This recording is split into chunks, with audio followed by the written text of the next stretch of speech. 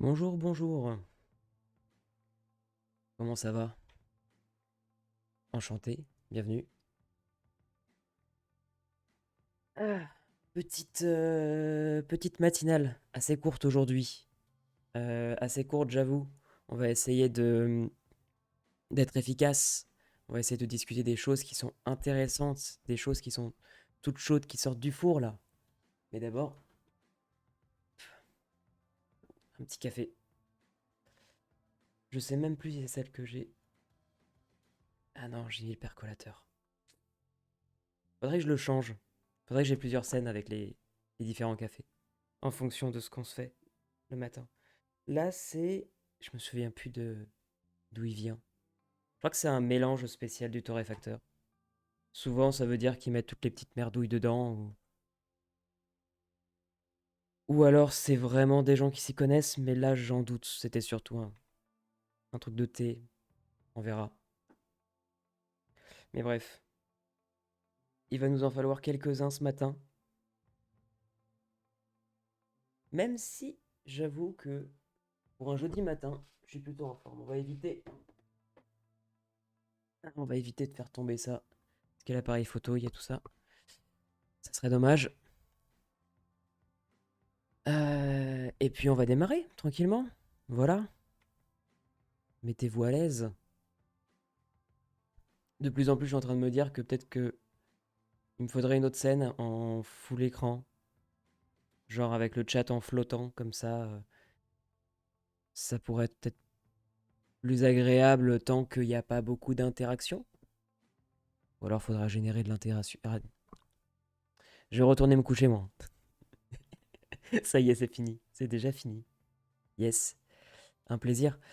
Euh, alors, je sais pas si vous avez remarqué, on va baisser encore un poil la musique. Voilà. Je sais pas si vous avez remarqué, mais il y a eu des choses, notamment Twitter. Twitter s'est un tout petit peu enflammé, toute proportion gardée, Figma a apparemment sorti une mise à jour. Alors, il s'avère que au moment où je vous parle, je vais vous partager mon écran, ça sera quand même plus agréable. Hop. Au moment où je vous parle, moi je n'ai pas de petit bandeau de Figma me disant hey, il y a une mise à jour. Tu veux la faire? Dommage. Je sais qu'il y a quelque chose à faire dans les settings. Ah, voilà. Attends, non, c'est pas ça. Je sais qu'il y a quelque chose à faire euh, pour pouvoir accéder au bêta. Mais, qu'est-ce que ça fait là, ça? Vous allez vous en aller. Hop. Mais, il me semblait que je l'avais déjà activé.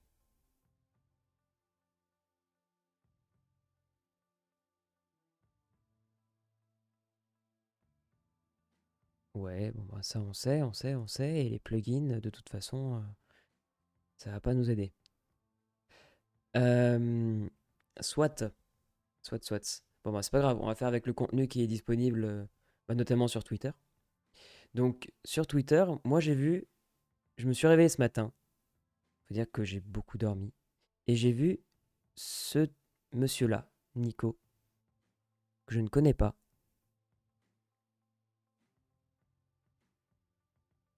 Je sais pas ce qu'il fait, on peut regarder vite fait ce qu'il fait.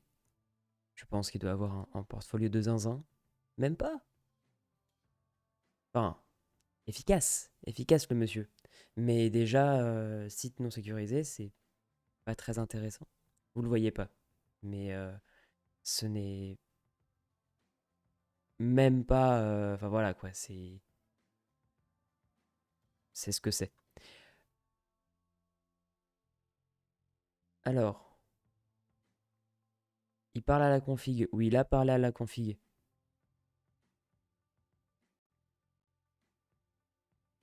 Ok.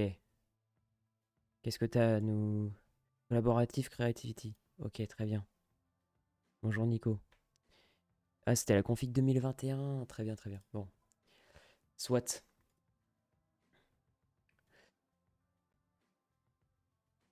Alors déjà, il dit les termes. Design tools are not just there to let you do your job. C'est encore un peu chaud.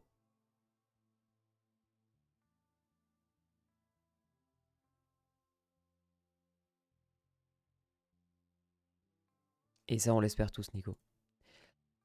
Donc, revenons sur Figma.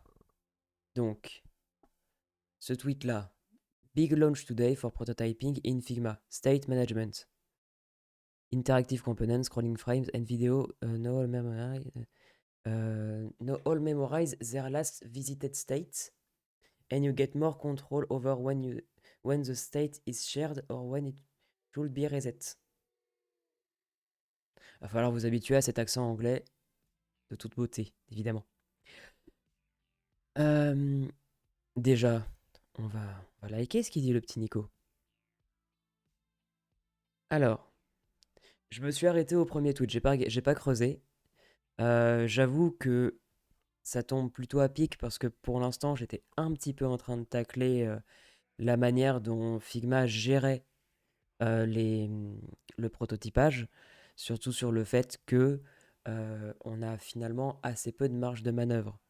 Maintenant, de ce que je comprends,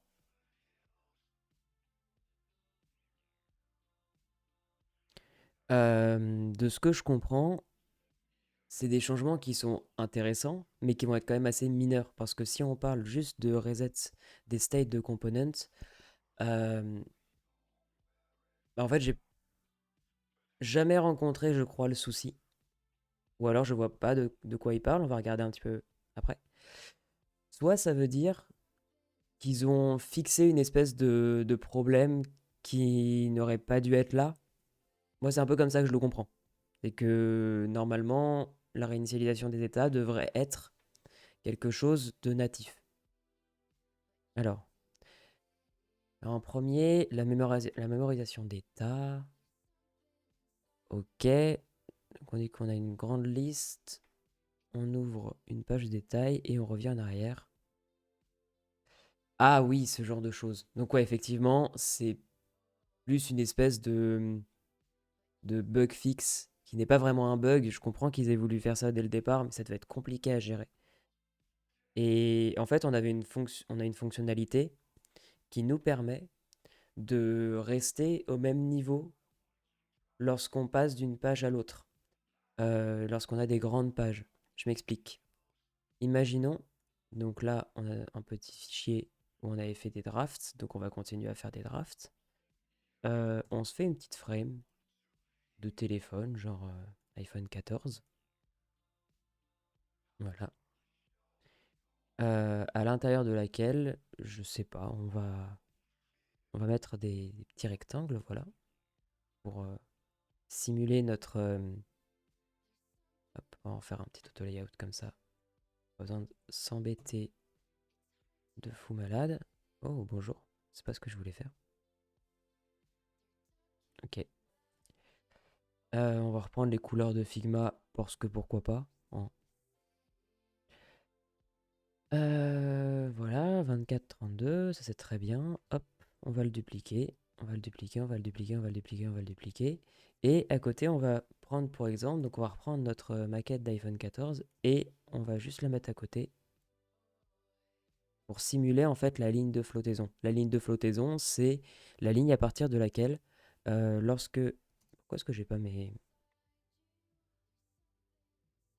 Voilà. C'est la ligne à partir de laquelle on va être obligé de scroller. Donc là, par exemple, si je prends la petite ligne rouge, donc ce truc-là, en dessous de cette ligne, donc toute la zone que j'ai ici, là, bah, elle va être en dessous de mon écran, en dessous de la capacité d'affichage de mon iPhone 14 pour le coup, et je vais devoir scroller. Jusque-là, c'est fine. On va en rajouter 2-3. Et je sais que lorsqu'on faisait ça et qu'on voulait prototyper, donc là, par exemple, on va dire, hop, je veux prototyper dans un iPhone 14 parce que c'est mon device. Tac, je peux très bien faire ça. Juste lancer mon prototype. Alors évidemment, tu te réveilles toi aussi. On va te rajouter.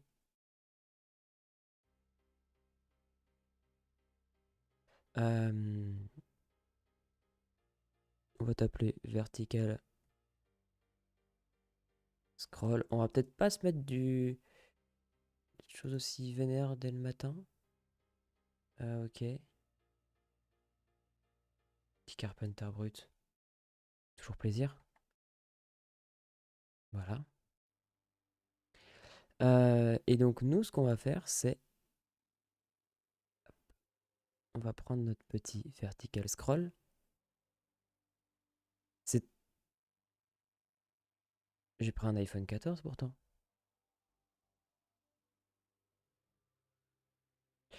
Peut-être que mon auto layout,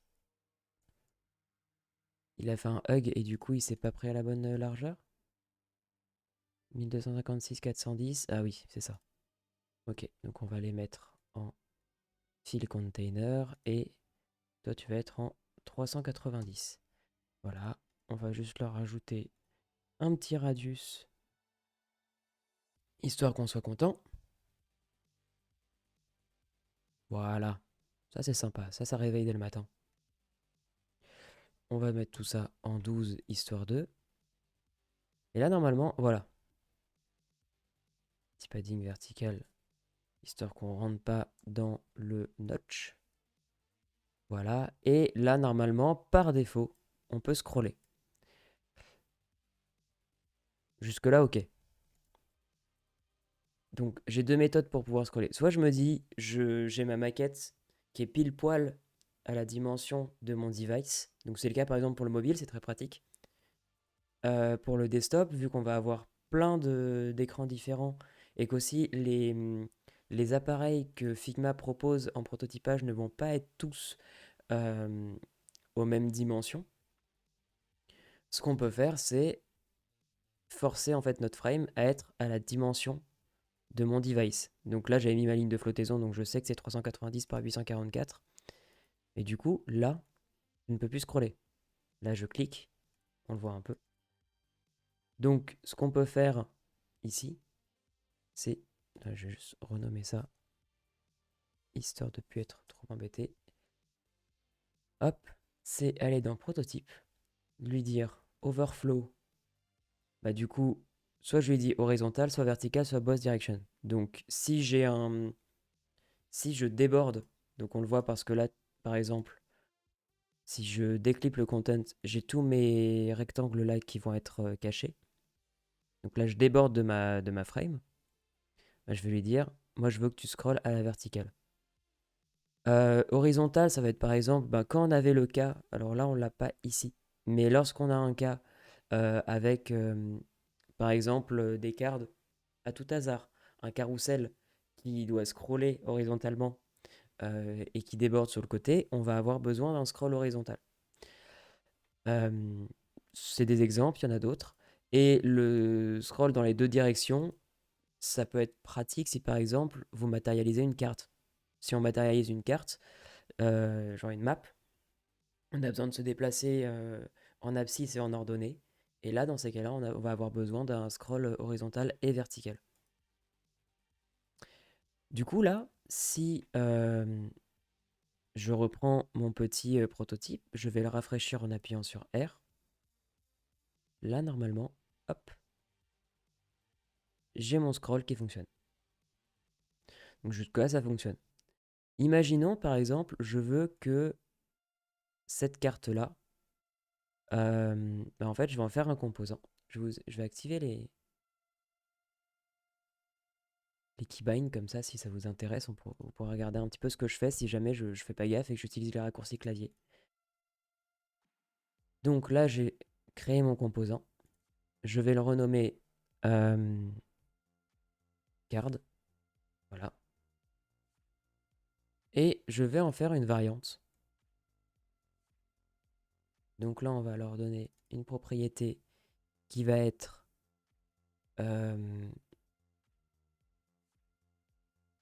Ben, open, open, tac.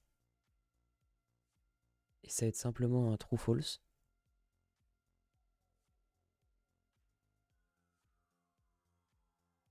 Voilà. Et celle-ci, ce qu'on va faire, c'est que au lieu de faire 142 de taille, elle va en faire, on va dire, 320. Voilà. Donc nous, hop, toi tu vas faire cette taille-là. Et toi, on va te dire que tu es plus clair. Non, on va même se dire que toi, tu es rose. Voilà. Donc maintenant, ce que je vais faire, c'est copier ça, tout sélectionner et faire un Command Shift Maj V pour un Pass to Replace. Donc si je le fais droit, c'est pass to Replace. Oh, ils l'ont changé. Bah, c'est beaucoup plus pratique qu'avant, donc c'est ça. Incroyable. Moi j'étais encore avec les raccourcis américains. Mais c'est dingue. On en apprend tous les jours, hein. Et donc, nous, notre but. Alors, je vais le faire comme ça, mais il y a une manière beaucoup plus optimisée de le faire. C'est juste que là, dans l'exemple, je me suis dit pourquoi pas. Mais il faut garder en tête que on peut faire les choses de manière, genre de 1000 manières sur Figma. Enfin, peut-être pas de 1000 manières, mais on se comprend.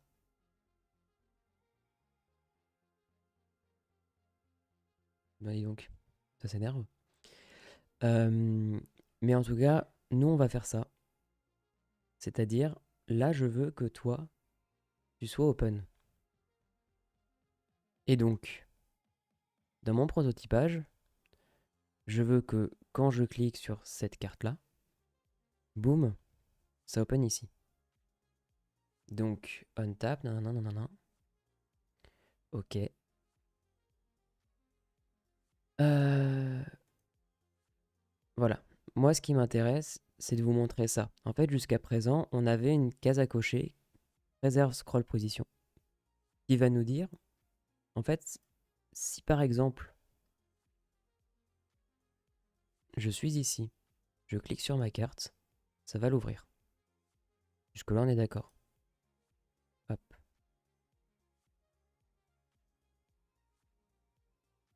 Donc, voilà. Là, je suis en haut. Si par exemple, je descends, c'est celle-ci, je clique, ça va l'ouvrir ici. Mais là, par exemple, au retour, j'ai désélectionné le Preserve Scroll Position, ce qui fait que si je reclique dessus, je vais revenir tout en haut de ma liste. Donc en fait, cette option, qui existe depuis longtemps, te permet sur des listes de gérer le fait que entre deux états, on puisse quand même gérer le fait que le scroll soit à la même position et qu'on ne revienne pas en haut de notre liste à chaque fois, mais que ça fonctionne bien. Entre-temps, on a quand même eu du Smart Animate. Smart Animate qui va nous permettre de faire quelque chose de certes moche, mais où on reste sur le scroll. Et entre-temps, on a eu aussi beaucoup plus optimisé qui est de dire, bah, imaginons, je veux rajouter une interaction à toutes mes cartes, bah, je vais te dire que toi, quand je clique dessus, tu vas te changer. Smart Animate, on va te mettre en 200 millisecondes. On n'a pas besoin de forcément plus ni moins. Hop, tac. Et inversement. Et là, ça fonctionne pour toutes. Et normalement, ça fonctionne même au scroll. Donc ça, c'est pour des prototypages très très simples. Maintenant, ce que nous explique Nico, c'est que lui, il était dans un autre game qui est de dire, on a notre liste, on veut ouvrir en fait, si on reprend notre exemple, on veut ouvrir notre card, donc celle-ci par exemple. Hop, on va retirer tout ça. On va simplement lui dire, toi, on va vous renommer, donc current name et Non, perdu, c'est l'autre. Tac. Et on va dire quand on clique sur carte de 3, c'est toi qui apparaît en state open. Donc là, en théorie, si j'en crois Nico, on va retirer les interactions ici. Si j'en crois Nico, on va prendre notre card, on va dire qu'on fait ça. Et lorsqu'on reclique dessus, on revient en arrière.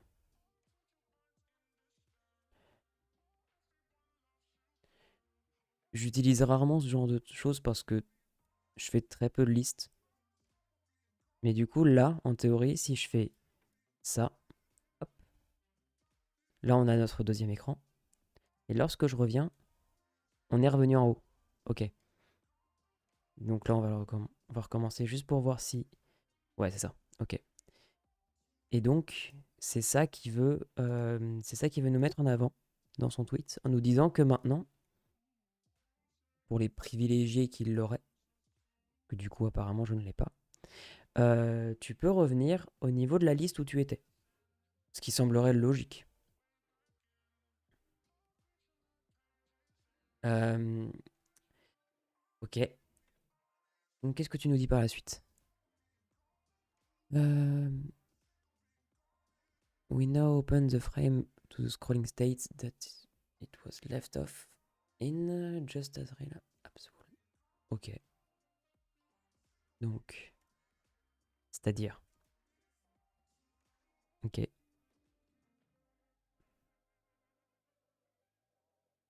Mhm. D'accord. Donc c'est effectivement ça. C'est le fait que maintenant on reste sticky, enfin, on reste à la position où on était avant. Ça c'est intéressant. Ça veut dire que maintenant on va plus avoir à s'embêter à, à soit prototyper un deuxième écran, soit devoir expliquer à l'utilisateur. Oui, non, mais tu comprends. La classique, non, mais dans le proto ça marche comme ça, mais en vrai ça marchera pas comme ça. Ok. Alors, ensuite, this requires you to name your frames properly. Jusque-là, on est d'accord. Mais en même temps, qui ne renomme pas ses frames proprement, n'est-ce pas? Je vais vous cacher ça. Hein. Voilà, c'est mieux. Mes frames sont toujours nommés proprement.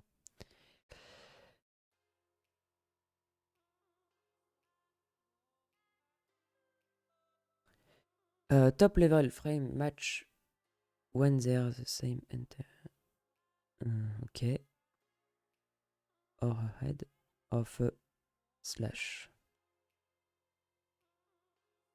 All other objects follow the rules we have for smart animate. Ok.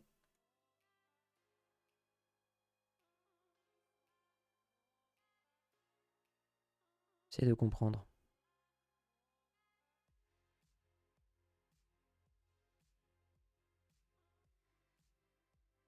Hmm? We only reopen the state when they are not matching.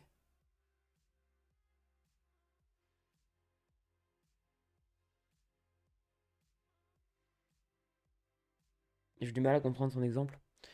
C'est-à-dire que,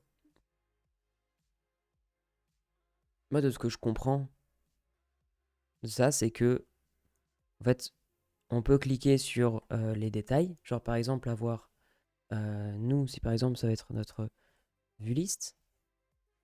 Et là, on va avoir notre detail 1. Et par exemple, on peut avoir un detail 2, mais qui va être lié, si on remet l'interface, par exemple, à celui-ci.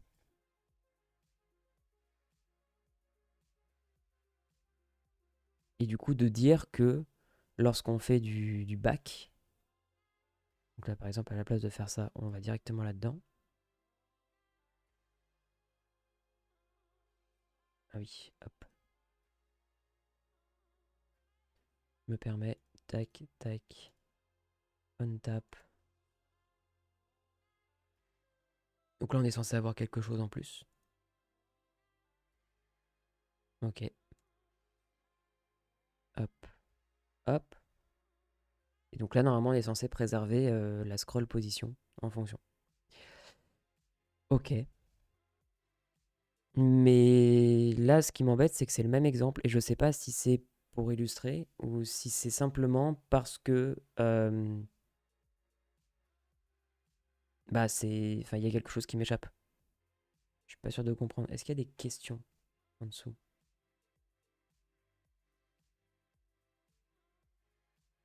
Non.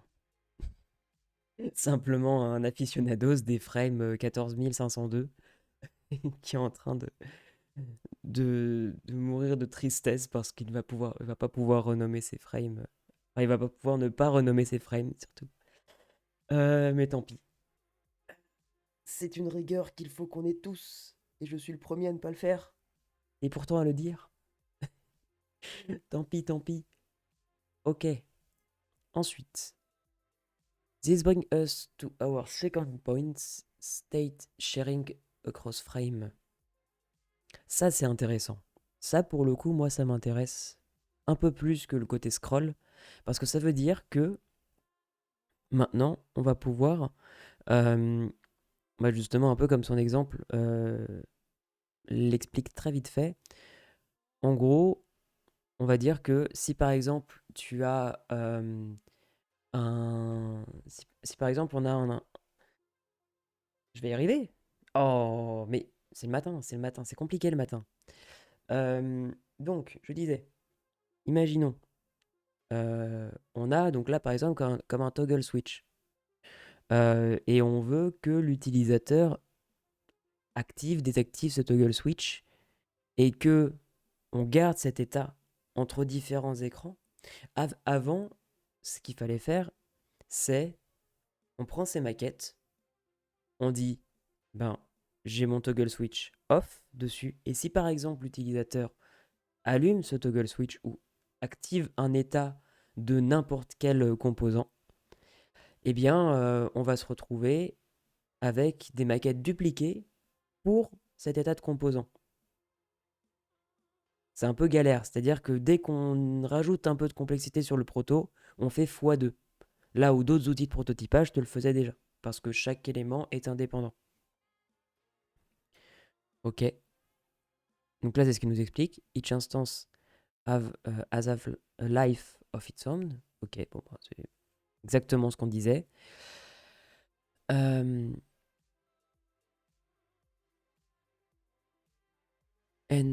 it limits how you can use interactive component to scrappily build a more advanced prototype, uh, which is very sad for us. Attends, quoi? Il y a un truc qu'on a loupé là. Euh,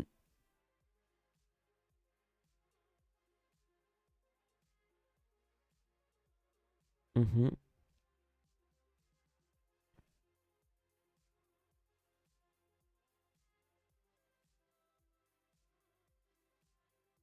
Ah oui, d'accord, ok.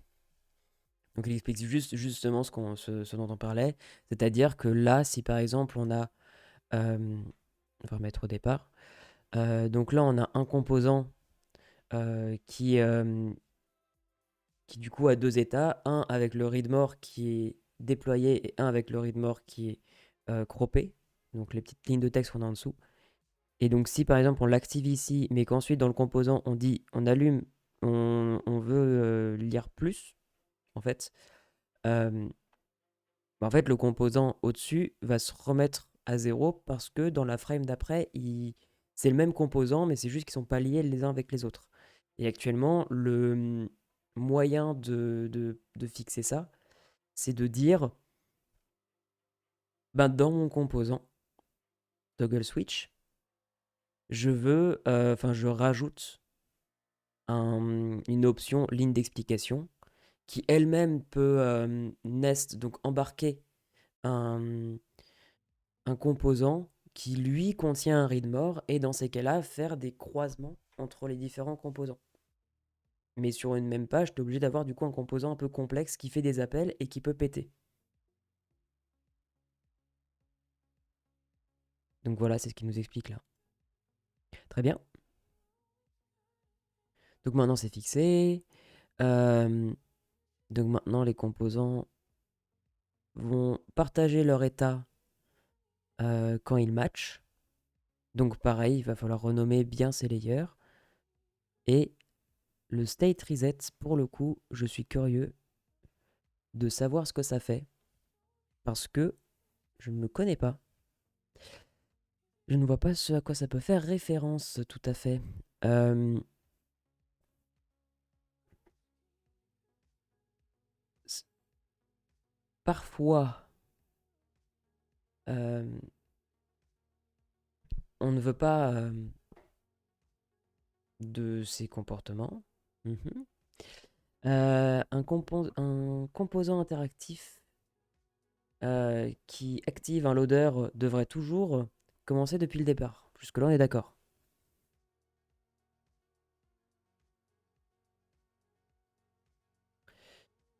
Oui, mais encore. Maintenant, on a le Reset Component States checkbox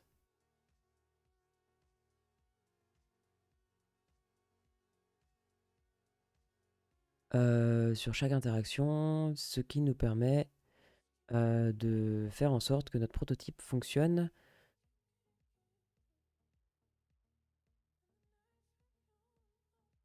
Ah, ok. Donc c'est quand t'as des boucles et que tu veux faire en sorte que tout recommence à zéro. D'accord. Ouais, effectivement, là, le trick, c'était de faire en sorte que ton composant, en fait, tu lui mettais un after délai, et ensuite tu lui disais, bah, tu te remets à zéro, mais au moment où tu switches de frame, et ça pouvait faire sauter des choses. Par contre, ce qui me surprend, c'est que,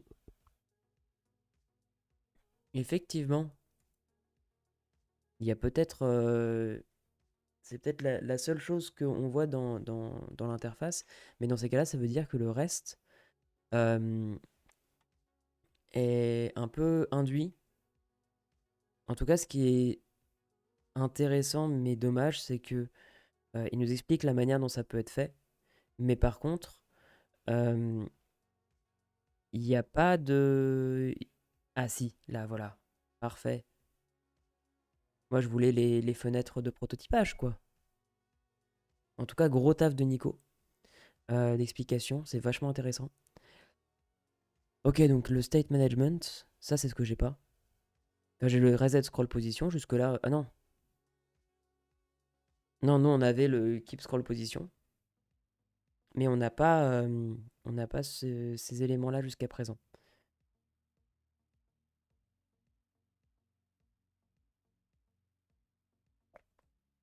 Ok. We will ensure that frame will always open. Oh, the scrolling state of the product list is memorized. But the state of the map is reset.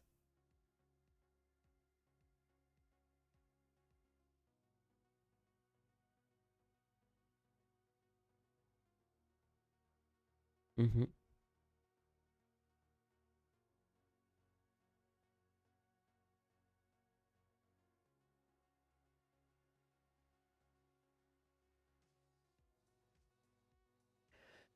So, again,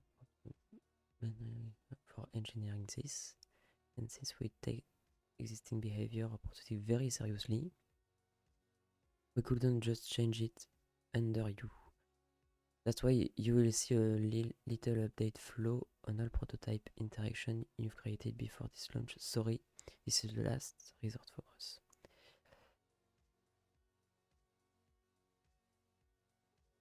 D'accord, donc c'est simplement pour nous expliquer que maintenant on a... ouais, maintenant il faut faire gaffe parce qu'on n'est plus sur du preserve scroll position, mais on est sur du reset scroll position. Et du coup, ben, là où d'habitude on cochait la case pour faire quelque chose de basique, maintenant il va falloir la décocher, donc il va falloir juste faire gaffe à ça. D'accord. Parfait. Parfait, parfait. Et la petite, et la petite annonce de la config 2023 quand même, parce que faut quand même pas déconner. Config 2023 qui va être incroyable, je pense. Euh, et qu'on va, et qu'on va sans doute suivre. On fera sans doute des updates. On va voir si on a moyen de faire de la suivre directement de l'intérieur, non pas à San Francisco pour cause évidente de budget et d'avion, évidemment, euh, mais au moins de la suivre de l'intérieur dans les locaux de Figma France. Sinon, ça sera débriefé avec des invités de talent, évidemment, pour justement comprendre un petit peu tout ce qu'il y a, tout ce qui s'est passé à l'intérieur, les grosses annonces. euh, et, et après, ça sera évidemment en rediff sur la chaîne VOD. Donc, ça, c'est toujours avec plaisir. C'est cadeau, évidemment. Évidemment, évidemment. Du coup, voilà, ça c'était la première annonce Figma que j'avais vue. J'ai vu d'autres choses liées à Figma, mais je sais pas si c'est avéré. Alors, on va retirer Keystroke Pro. J'ai entendu parler de mémoire. J'ai entendu parler aussi de ça. Donc ça, pour le coup, ça peut être intéressant de faire juste une petite parenthèse dessus. Parce que Figma a annoncé avoir sorti un cours. Je sais pas réellement ce que c'est, un article, un cours, un, un cours en 4 parties. Parfait. D'introduction au design system pour justement aider à la création d'un design system sur Figma. Euh, Ça peut être hyper intéressant, surtout que la manière dont Figma fait les choses, voilà, c'est toujours hyper bien structuré, hyper bien chiadé. C'est pas si long que ça. Ça dure, grosso modo, on n'a pas la somme totale, mais on a du 20, 40, euh, 1 heure et demie, quoi. Voilà, maximum 2 heures, et puis après, à se re-regarder quand on veut. Mais, euh, mais voilà, ça se picore, ça a l'air sympa. Ça a l'air très sympa. Euh, Merci à Figma de faire ça parce que c'est vraiment, vraiment cool. Euh, Qu'est-ce qu'on a dedans du coup?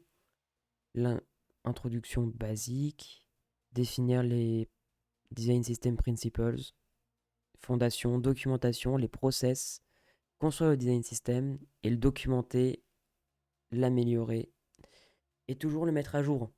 Très important. Après, c'est qu'une introduction. Je pense sérieusement que s'ils annoncent ça maintenant, c'est peut-être qu'ils vont en annoncer davantage lors de la config. Ce qui peut être intéressant, c'est aussi tous les sujets liés à la construction d'une communauté, de créer un système collaboratif, vu que Figma est basé sur de la collaboration, beaucoup, d'avoir quelque chose qui soit hyper poussé sur les aspects de gestion du design system. Genre concrètement sur Figma, j'ai pas encore regardé du coup ces petits cours. Possiblement que je me les mettrai et puis que je vous en ferai un retour.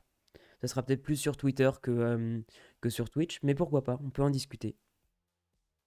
En tout cas, je pense que c'est une bonne base. Sans les avoir encore regardés, je pense que c'est une très bonne base pour démarrer la construction d'un design system.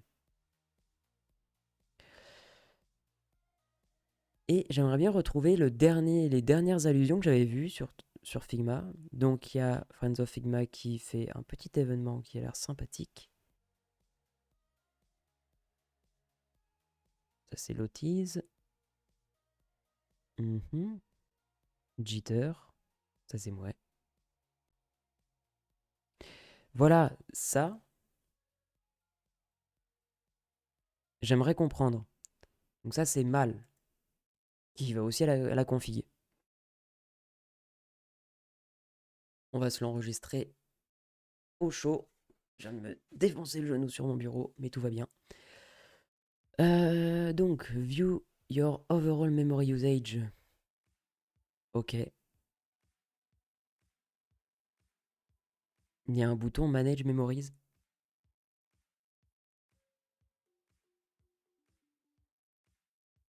Ok. Click Manage Memory to view Detailed percentage stats for each page layer and even component. An even component, you can toggle this off and on. Ah. Mais ça, c'était déjà des choses qu'on avait. Parce qu'on avait un truc du genre. Je sais pas si je mets. Non, s'il te plaît. Voilà. Memory. Ah non, mais attends. Si j'ai ça, pourquoi est-ce que j'ai pas l'autre? Peut-être que j'ai juste pas réussi à faire exactement.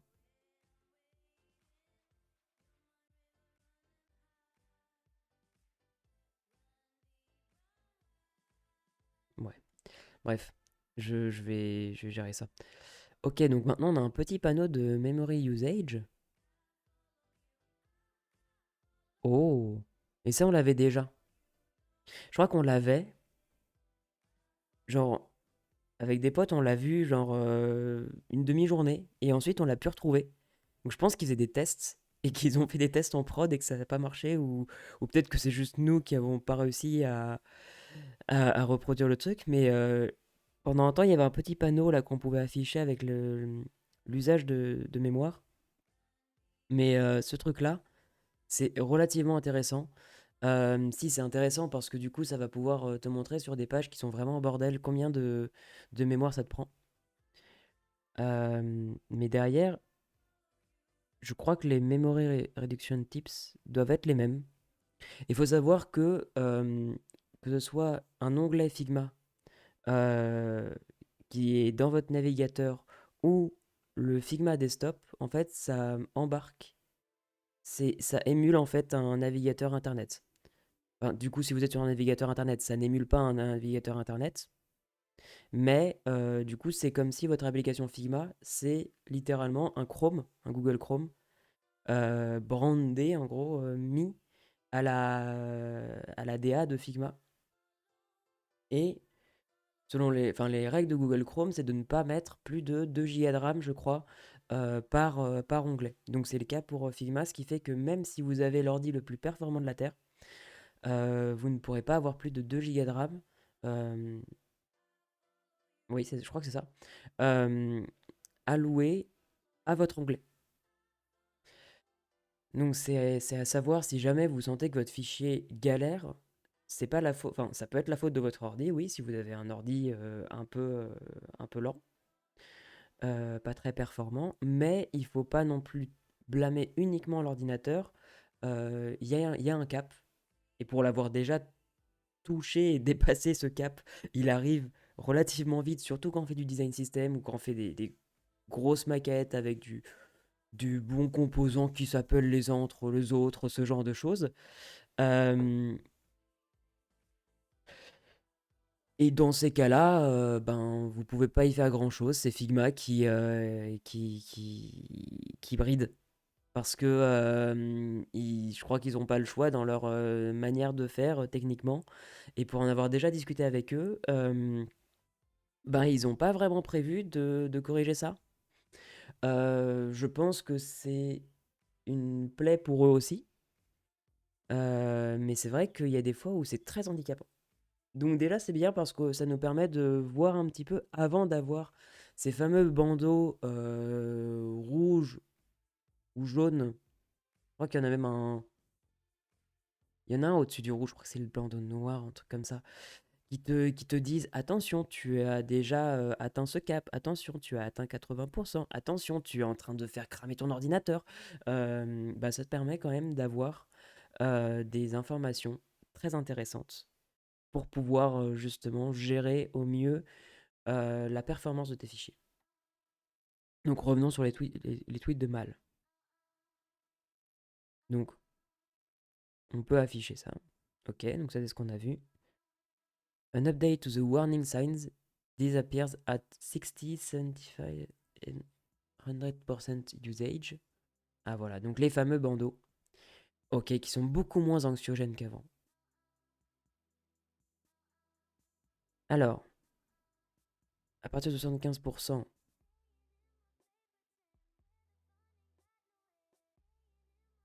ok.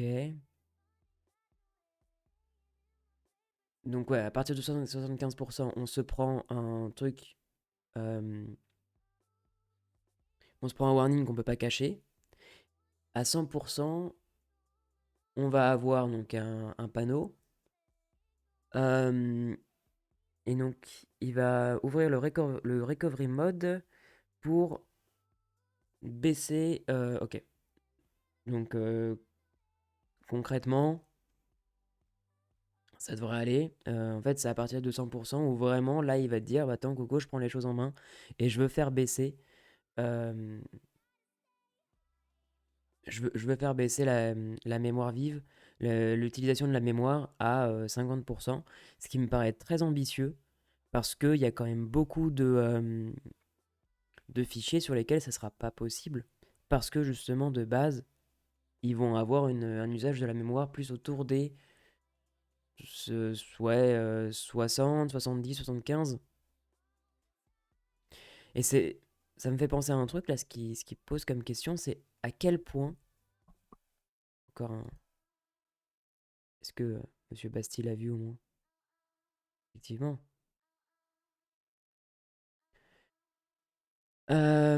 Est-ce que les plugins, pardon, est-ce que les plugins jouent un rôle très important dans l'usage de la mémoire?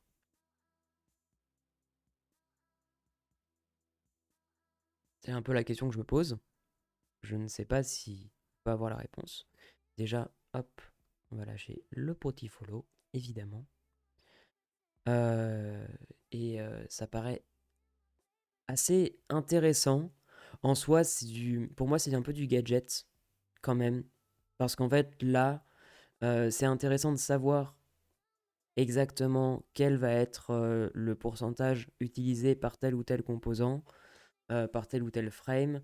Euh,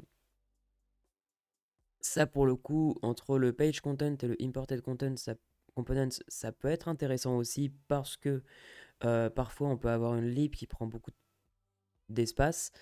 Et parfois, en fait, pas du tout. C'est juste que les composants qu'on utilise sont optimisés, mais que la manière dont on les a traités fait que on a un usage de la mémoire qui va être assez, en fait, assez gourmand. Cela dit, en fait, il n'y a pas vraiment de manière de réduire ça ou d'optimiser ou même juste d'allouer plus de mémoire à un fichier. Je pense justement au cas des design systems. Pour moi, la solution, c'est pas de dire regarde ton design system, il consomme de fou, c'est de dire regarde ton design system, il consomme de fou par rapport à la maquette, à une maquette que tu pourrais faire basiquement sur tel ou tel projet. Mais on a conscience que c'est un design system, on a conscience que ça peut être complexe parce qu'il y a des design systems qui vont être hyper, hyper gros, qu'on n'a pas forcément envie de faire ça sur plusieurs pages pour une question de maintenabilité, pour des questions qui sont aussi propres au choix de l'entreprise et aux usages des designers et des développeurs. Parce que multiplier les sources, ça veut dire aussi que euh, on, on dit à des gens d'aller sur plusieurs fichiers, de comprendre la logique qu'il y a derrière. Et là, je parle de mon expérience, et ça va pas être l'expérience de tout le monde, évidemment. Mais pour moi, déjà faire en sorte de structurer un fichier de manière à ce que chaque designer et développeur de ton équipe puisse comprendre réellement ce qui... Enfin, puisse comprendre... Je vais la refaire. Euh, Faire en sorte de construire un fichier, peut-être deux ou trois, parce qu'on veut quand même sectionner par exemple, les fondations des composants, des templates, à titre d'exemple.